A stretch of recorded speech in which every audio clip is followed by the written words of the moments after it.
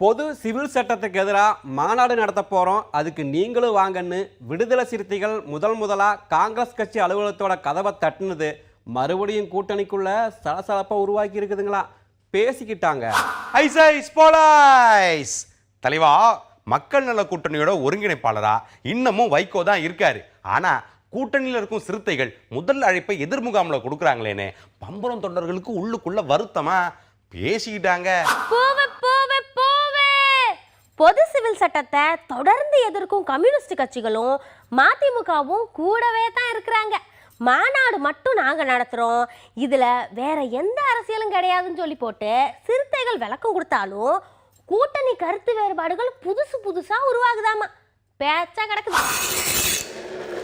ஐயா, டெல்லி பயணம், சென்னையில சந்திப்புன்னு பாஜகவோட 3 மத்திய அமைச்சர்களை திருமாவளவன் தனித்தனியா சந்திச்சு பேசினதுலயும் அரசியல் இருக்குதான். அடுத்து வரும் பாராளுமன்ற தேர்தலுக்காக இப்பவே கட்சிகளை தயார்படுத்துறாங்களாம், பேசிக்கிடுதாங்க ஐயா. மத்திய அமைச்சர்கள் கலந்துக்கிடும் ஒரு மாநாடு நவம்பர் முதல் வாரத்தில் நடக்கும்னு டெல்லியில திருமாவளவன் சொன்னாரு. இப்ப மத்திய அரசுக்கு எதிராக ஒரு மாநாடு நடக்கும்னு துணை பொதுச் செயலாளர் சொல்றாரு. இது என்ன வகை அரசியல்னு கூட்டணிக்குள்ள ஒரே பேச்சுங்களா.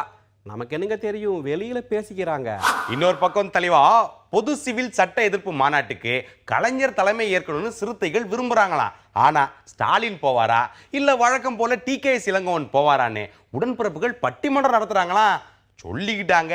காவிரி பிரச்சனை பத்தி பேசி தீர்க்க அனைத்து கட்சி கூட்டம்னு திமுக தலைமையில கூட கூட்டணி முடிவை மதிச்சு நாங்க போகலன்னு விடுதலை சிறுத்தைகள் சொன்னாங்க.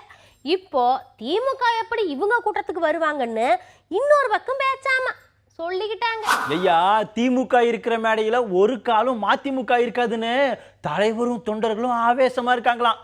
கூட்டணிக்காக அவங்க முன்னாடியும் இவங்க பின்னாடியும் மாநாட்டில் கலந்துக்கிட வாய்ப்பா பேசிக்கிடுதாங்க ஐயா.